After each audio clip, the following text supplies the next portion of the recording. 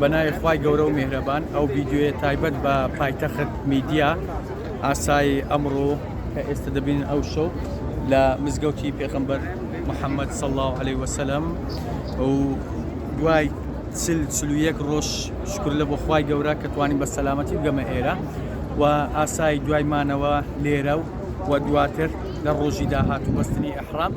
و پاشان بە پشتیوانی خوای گەورە بەردەوامی بە ڕۆیشتەکەم دەدەم و بەردەوام دەبم لە بۆ ئاراستەی مەکەی پیرۆز و لە هەمان کاتدا جێبەجێکردنی عومرەکەم بە پشتیوانی خوای گەورە هەرچەندە کاتەکەم کەممە هەممان باش دەزانین کە ئێستا نزیکی وەرزی حەجە بەڵام بە پشتیوانی خوای گەورە و بە دڵسۆزی تەواوی خەڵکی کوردستان کە بە دوعاکانیان لەگەڵ من و لە هەمان کاتدا بە دڵسۆزی و پشتیوانی و هەوڵماندبوونی چەندان ئەزیزانی خۆشەویست لە حکوومەتی هەرێمی کوردستان ئینشاڵڵا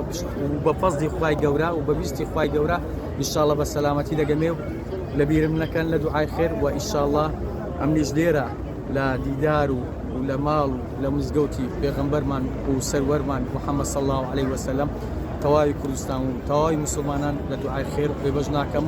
و خوای گەورە مرازی هەموو لایەک بدا و شیفای نەخۆشی هەموو نەخۆشەکانمان بدا و جێگە و مەکانی بەهەشت لە بۆ ڕوحی تەواوی مردووەکانمان خوای گەورە هەموو لایەکتان پارێزی و لە کۆتایی دەرێم